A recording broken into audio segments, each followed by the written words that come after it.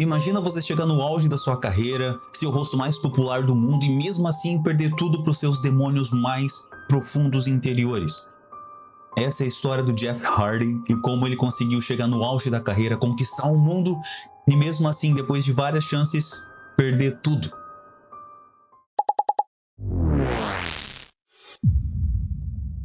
O começo da carreira do Jeff Hardy ela é muito linda e muito cheia de símbolos. Em 23 de maio de 1994, Jeff Hardy estreia na WWF, como um jobber, como um lutador local, lutando contra o Razor Ramon, o Scott Hall, num episódio aleatório do Monday Night Raw. Aqui ele só tinha 16 anos, mas ele mentiu que tinha 18 para poder fazer parte ali do Raw. Nessa época, o Jeff e o Matt eles trabalhavam como Enhancement Talent, ou seja, era como se fosse um NXT antes de ter o NXT. Era só lutadores que estavam ali para poder trabalhar e melhorar e talvez fazer parte da WWF. O Jeff e o Matt Hardy, junto com os amigos Shannon Moore, Joey Abs e o Hurricane Helms, eles criaram a Federação Omega, Organization of Modern Extreme Grappling Arts, na Carolina do Norte, de onde eles são. E o Omega, eles misturavam uma espécie de hardcore wrestling, era meio que uma ECW ali, com várias manobras da luta livre profissional. Não só isso, também tinha vários personagens excêntricos, e foi aqui que o Jeff Hardy, inclusive, criou o Will-O-The-Wisp, personagem que depois que ele foi pra TNA, ele acabou englobando ali. Nesse período de 94 a 98, Jeff Hardy acabava aparecendo na WWF,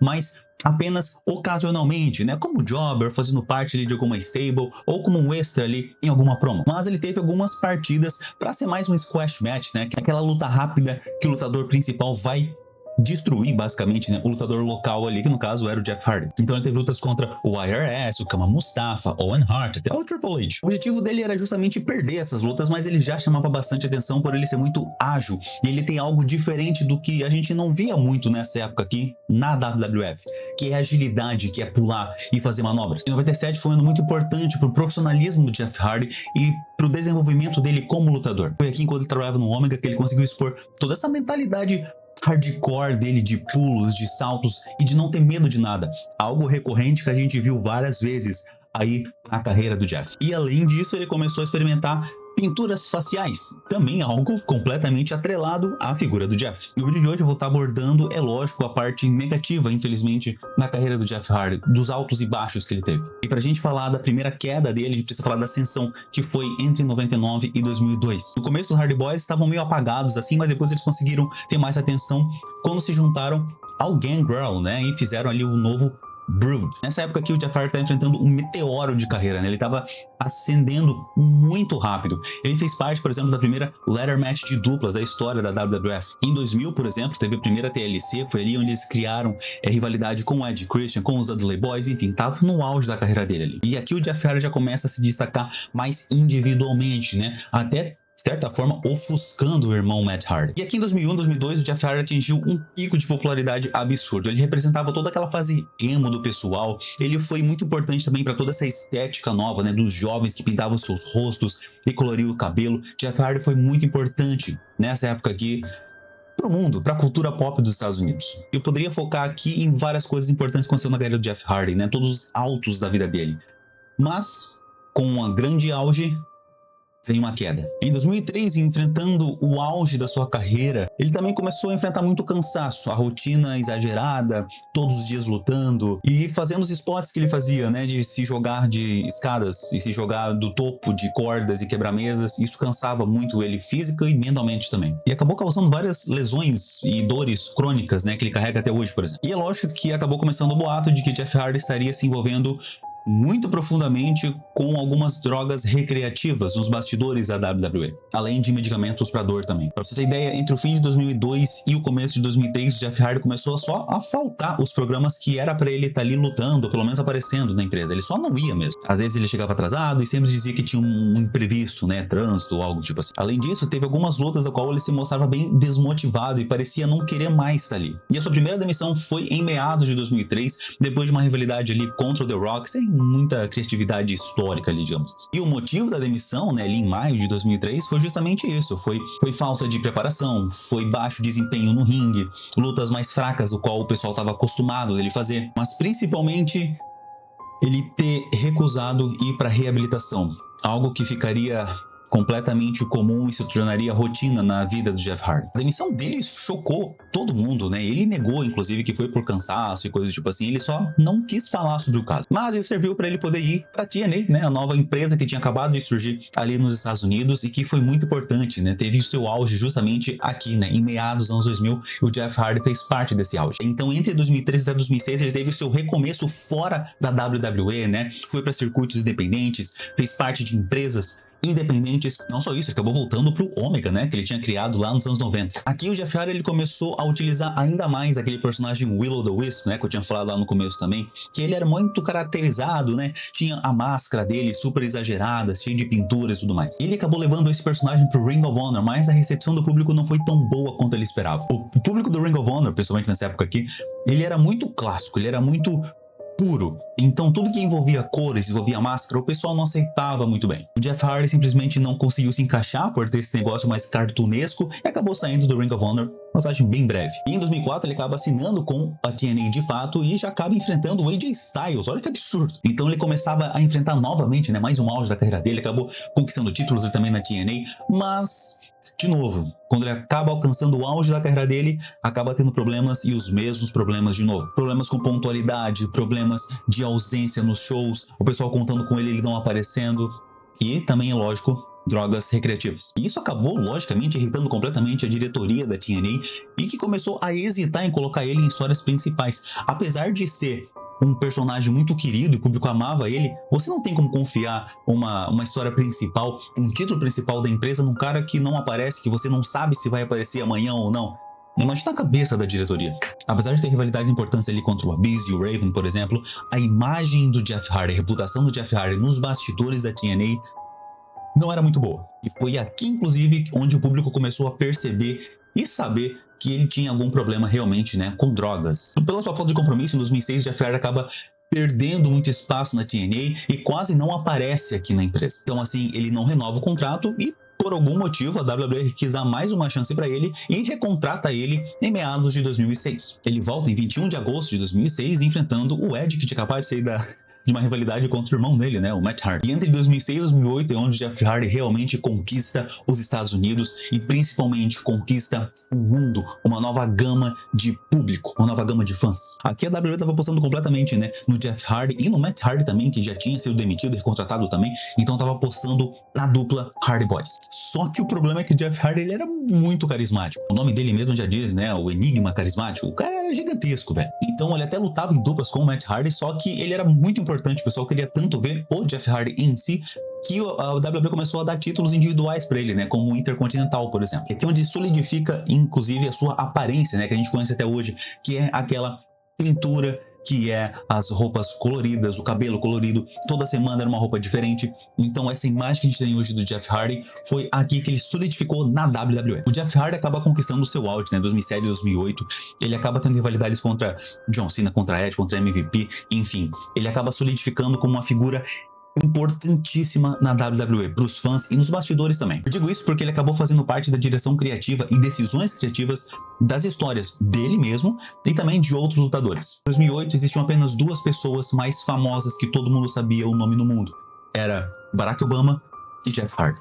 Só que ao mesmo tempo que ele enfrentava o seu auge da carreira, ele também está enfrentando talvez um dos piores momentos da sua vida pessoal. Em março de 2008, logo no começo do ano, ele sofre a sua segunda suspensão pela WWE por uso de drogas. Ele acaba perdendo espaço na programação da WWE e a WWE começa a colocar ele um pouco mais de escanteio, né? E acaba não aparecendo mais aí nos eventos da empresa. E no mesmo mês, né, em março de 2008, acaba tendo um incêndio na própria casa. Olha isso, cara. A sua casa, né, na noite do 15 de março de 2008, acaba pegando fogo e acaba inclusive matando o seu cachorrinho Jack. O Jeff Hardy e a namorada dele na época não estavam no local. A investigação disse que o incêndio não foi um incêndio criminoso, né? Foi só acidental, realmente. Não preciso nem falar que foi um baque emocional muito forte para o Jeff Hardy. Ele acabou enfrentando problemas seríssimos pessoais e emocionais também. Em 2008, enfrentando o auge da sua carreira, ele acaba demonstrando sinais de desgaste novamente. Em dezembro de 2008, por exemplo, ele acaba conquistando o título da WWE, né? Algo muito importante, aquela imagem icônica dele, por exemplo, né? Segurando o título da WWE sobre a cabeça. Mas já em 2009, pelo abuso de substâncias ilícitas, por desgaste físico, ele acaba não colocando toda a sua paixão e o seu amor nas lutas. Ele acaba tendo lutas muito abaixo da média da qual a gente estava acostumado que ele fazia. Só um adendo muito importante aqui, bem bizarro também, né? A WWE utilizou esse incêndio na casa e a morte do cachorrinho Jack na rivalidade dele contra o Matt Hardy, né? No começo de 2009, né? Que culminou na luta da WrestleMania 25, onde o Matt Hardy diz que foi ele que colocou fogo na casa, mostrava a coleira do cachorro, né? Assim, muito mau gosto, muito mau gosto. Bom, então em 2008, né, ali no final ele acaba derrotando o Edge para conquistar o título da WWE. E em 2009, depois da rivalidade contra o Matt Hardy, ele acaba entrando na sua última rivalidade da WWE, no auge da sua carreira, que é contra o CM Punk. Eu acho que aqui é onde torna tudo mais difícil pro Jeff Hardy, porque ele estava enfrentando um cara que era completamente anti-drogas, que não utilizava drogas e bebida, e ele era o cara que o público sabia que utilizava. A história era perfeita, era maravilhosa, era um casamento muito bom e lutas icônicas, inclusive. Mas, pessoalmente, eu sinto que o Jeff teve bastante problema em aceitar isso. Mesmo a rivalidade sendo forte, nessa época o Jeff Hardy, de novo, não aparecia nos shows, chegava atrasado, dava desculpas, enfim. Foi bem problemático essa época aqui. E aqui em 2009 ele acaba enfrentando novamente mais um declínio da sua carreira, onde o abuso de drogas estava chegando ao exagerado, onde ele não sabia nem onde mais ele estava, em que horário que ele precisava chegar nos eventos da WWE, enfim. A direção da WWE não tinha mais nenhuma confiança no Jeff Hardy. Lembrando de tudo isso enquanto ele ainda era campeão da empresa, né? Enquanto ele era campeão World Heavyweight. Dessa forma ele perde o cinturão pro CM Punk, né? No SummerSlam de 2009 e numa luta do Steel Cage, né? No Breaking Point de 2009 também, inclusive contra o próprio CM Punk. Ele entra nessa luta, né? Onde o perdedor sairia da WWE. Aqui ele já sabia que o contrato tinha terminado, ele não renovaria o contrato, ele já tinha sido avisado pela WWE que seria demitido. Então o pessoal meio que já sabia que ele não continuaria ali. Ele perde a luta e é banido, digamos assim, da WWE. Essa época aqui foi marcada, né, por um choque dos fãs, né, da saída dele. Ele tava simplesmente assim, realmente, cara, enfrentando um pico de popularidade, de carisma que o pessoal adorava ver ele. Até hoje ama ele, né? Porém, foi muito importante também, porque foi aqui onde ele conquistou mais os fãs mais fiéis, né, pra carreira dele que tem até hoje. Bom, depois de tanto uso de drogas, ele acaba oficialmente sendo preso em 11 de setembro de 2009. Ele acaba sendo preso por posse de substâncias controladas, posse ilegal de esteroides anabolizantes e possível intenção de tráfico de drogas, inclusive, pelo volume grandioso de medicamentos controlados em sua casa. A polícia fez uma investigação na casa do Jeff Hardy e encontrou diversos medicamentos, inclusive anabolizantes e tal, que ele disse que era pro irmão dele, né, pro Matt Hardy, que ainda estava na WWE. Ele foi detido, processado, preso, enfim. Teve um impacto muito negativo na sua imagem nessa época. Bom, mas tentando escalar de novo, ele volta para TNA em 2010 e para mim aqui ele atinge um outro tipo de auge. Um auge bem diferente do qual a gente estava acostumado com ele e é uma das minhas fases preferidas do Jeff Hardy como lutador. O cara chegou e novamente já é jogado para disputar o X Division Champion, né? Ou o NWA World Heavyweight, enfim. Ele já colocou ali para ganhar título. E a expectativa estava muito alta, né? Era para realmente ser a reconstrução da sua carreira, né? Talvez ele nunca mais voltaria para a WWE, ficaria para sempre na TNA e finalmente conseguiria focar na sua carreira como lutador. Mas eu acho que a partir daqui você já sabe o que vai acontecer, né? Ausência, atrasos e problemas de disciplina nos bastidores. Porém, nessa época, a gente precisa falar de algo muito específico, que é o Victory Road de 2011 na TNA. Eu já falei dessa luta aqui no meu primeiro iceberg da luta livre, inclusive o card tá passando aí, você pode ir lá assistir, tem muita coisa legal. Mas o Victory Road de 2011 aqui era uma luta contra o Sting na TNA, era um pay-per-view muito importante, era uma luta muito importante pro Jeff Hardy também, porque ele estava enfrentando um dos seus ídolos de infância, que era o Sting. E pros fãs era muito importante, né? Imagina os dois caras pintadas da luta livre, né? Representando duas empresas diferentes. Era algo inimaginável e era um sonho de luta para vários fãs. Ele está passando por vários problemas de drogas aqui. Ele foi colocado justamente nessa luta contra o Sting, valendo o título da TNA World Heavyweight Championship. Sting fez sua entrada, foi muito importante, estava no ringue. E aí a música do Jeff Hardy começa a tocar e demora muito tempo para ele aparecer. O pessoal começa a perguntar onde é que tá o Jeff Hardy, será que não tá? E quando ele aparece, ele não é ele mesmo. Você consegue olhar no olho dele e você vê que ele não tava ali, tá ligado? Completamente descoordenado, não sabia onde tava. ele mal consegue entrar no ringue, ele cai, ele tropeça, é feio demais. A partir do momento que a direção da TNA percebe que o Jeff Hardy tá errado, cara, o Eric Bischoff vai lá antes da luta, tenta mudar o final da luta, né? Ele avisa o Jeff Hardy, avisa o Sting que a luta vai ser rápida e a forma que vai acabar a luta ali e tudo mais. A luta que era pra durar entre 10 a 15 minutos, dura tipo 2 minutos. O Sting faz o finisher dele, acaba a luta e a cara de decepção do Sting é absurda. E o Jeff Hardy até hoje, ele diz que assim, é um dos pontos mais baixos da carreira dele e uma decepção total pro Sting e também pros fãs. E aqui a equipe da TNA foi a loucura, né? Foi o ápice do que você não pode fazer num show de luta livre. Depois desse evento aqui, o Jeff Hardy, ele é pegado pela mão pelo Bully Ray, leva até os bastidores e faz ele se desculpar com cada um dos lutadores que estavam ali. Cara, você tem um vídeo muito forte do AJ Styles dando uma bronca no Jeff Hardy depois do Victory Road. AJ, I just... Now's not the time or the place. You know what bothers me the most? That I've been here for 9 years, literally killing myself for this company. 9 years, more matches than anybody else, that's for sure. And one night, Jeff Hardy gets in the ring on a pay-per-view and almost destroys the whole thing. Not that I just helped build, but everybody who's been here. Because you're selfish. I gotta feed my family. You're gonna take money off my family? You're gonna take money away from my family. Is that what you're gonna do? Because that's what you did. I'm not the guy out there. I'm not doing drugs. I'm not drinking. I'm not doing anything. I'm just killing myself for the company, just trying to make it up. Não preciso nem falar que a TNA acabou suspendendo o Jeff Hardy aqui. E aqui o Jeff Hardy acaba enfrentando o fundo do poço, né? Ele não tem mais onde ir. Ele saiu da WWE por conta de drogas. Ele é suspenso da TNA por conta de drogas. Pra onde que ele vai? O que que ele faz? Bom, o que ele fez foi entrar no programa de reabilitação com urgência depois desse evento do Victory Road.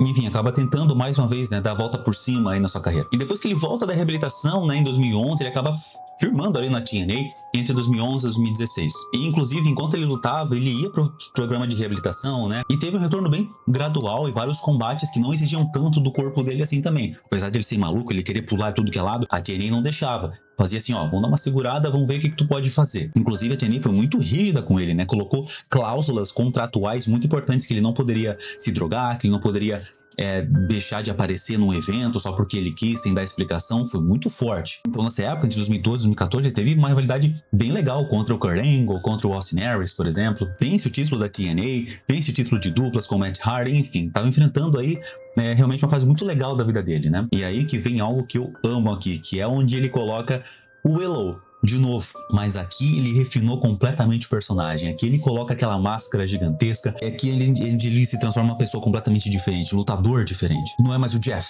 agora é o Willow. Mesmo passando por um período muito legal da sua vida profissional, teve as suas quedas. Entre 2015 e 2016, o Jeff Hardy de novo acaba não se comprometendo com os shows, acaba faltando alguns eventos e ele já começa a acender o radar de novo aí da TNA. Mas em 2017, o Jeff e o Matt Hardy acabam saindo da TNA. E na WrestleMania 33, como todo mundo sabe, teve aquele retorno triunfal do Jeff e do Matt na WWE. Então, com esse retorno para a WWE em 2017 e 2018, né, ele se juntou com o Matt Hardy, conquistou o título de duplas na própria WrestleMania, inclusive 33 que eles participaram, que eles voltaram. Estava enfrentando uma época também muito legal ali, era a renovação dele depois de quase 10 anos afastado da WWE. Era muito bom ver eles de novo ali. Inclusive, nessa época, né, ele acabou enfrentando o Samoa Joe, enfrentando o AJ Styles, conquistou o título United States, foi uma época muito boa para ele. Mas, porém, né, mais uma vez, teve problemas com drogas. Teve seu primeiro DUI, que é quando você dirige sob influência de drogas, né? Então, no final de 2018, ele acaba sendo preso por dirigir embriagado. O caso, logicamente, repercutiu o mundo da luta livre e a WWE teve que tomar posição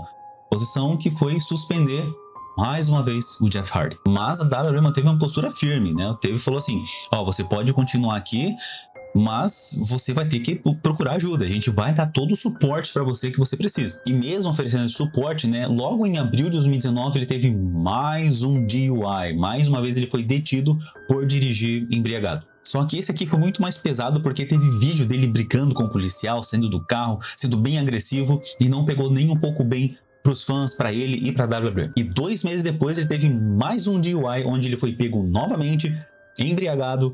Foi toda uma dor de cabeça para a WWE. A WWE estava tentando ajudar ao máximo ele, né? Foram 3 suportes para ele, né? Para ele poder ir buscar ajuda, mas ele realmente estava tendo essas recaídas, ele não conseguia se manter firme ali. Nessa época aqui foi importante também pessoalmente para ele, porque foi aqui onde ele abertamente começou a se pronunciar sobre os seus vícios. Não estava em uma boa fase e acabou se afastando um pouco da luta livre e buscando um pouco mais de paz interior. E alguns anos atrás, em 2022, ele acaba estando com a AEW e acaba entrando em rivalidades ali que o Jeff Hardy já não tinha mais todo aquele impacto, toda aquela explosividade, tá enfrentando problemas bem grandes físicos, né? Não conseguia mais ter aqueles pulos, aqueles saltos que estava fazendo. E ainda assim não conseguiu se estabilizar muito bem na empresa ali. Enfim, era um lugar bem difícil para ele se manter são, sabe? Em junho de 2022, mais uma vez ele teve o seu DUI, né? Dirigir sobre influência de drogas. Esse caso que demorou meses para ele ser julgado, né? Para ele começar a acontecer e acabou demorando para ter alguma punição para ele. Mas as punições foram 60 dias de serviço comunitário, multa financeira significativa ali, que gerou vários milhares de dólares para ele, né? Suspensão da carteira de motorista por aproximadamente 1 ano, obrigação de frequentar programas de reabilitação e aconselhamento também para alcoolismo, né? E abuso de substâncias e monitoramento judicial rigoroso, incluindo possíveis testes aleatórios de álcool e drogas quando a polícia quisesse. Então, desde então, o Jeff Hardy tem conseguido ficar bem tranquilo, não tá mais utilizando substâncias, ele tá realmente limpo, faz muito tempo que ele não usa nenhum tipo de drogas, inclusive, então ele tá enfrentando uma época muito boa. Você entra no TikTok dele, da filha dele, inclusive, eles estão sempre gravando vídeo juntos, sempre felizes, Jeff Hardy tá sempre postando vídeo cantando, então ele tá enfrentando uma época de paz, ele tá muito focado na família. Então tá bem legal. Atualmente, inclusive, né, ele luta pela marca da TNA, mas como a WWE comprou a TNA, ele aparece volta e meia na WWE, no NXT, né, já teve luta no NXT, na TNA, enfim, um cara que tinha tudo pra ser maior que o John Cena. E antes de finalizar o vídeo, eu só quero explicar o porquê que ele poderia ter sido maior que o John Cena, e esse é um hot take que eu acredito profundamente. Ele sempre foi conhecido pelo estilo inovador e técnico dele. O carisma que ele tem é igualável ou até maior que o John Cena já teve em toda a sua carreira. É importante dizer que durante o auge da sua carreira, em 2008 principalmente, ele foi recordista em vender camiseta, boné, aqueles arm sleeves dele, né, luva, enfim, o cara vendia tudo que tinha direito ali. Em diferentes anos, inclusive, ele foi colocado no top 50 maiores lutadores da história da luta livre. Jeff Hardy é um cara que sempre se conectou com os fãs, sempre deixou seu carisma falar muito mais alto do que seus demônios internos. Infelizmente, a gente não pode acabar julgando o que o Jeff Hardy fez fora dos rings e a gente não sabe a luta que ele tinha interior. Mas seu legado é inegável. A gente sempre precisa reviver a memória e o legado que ele continua criando e deixando pra gente.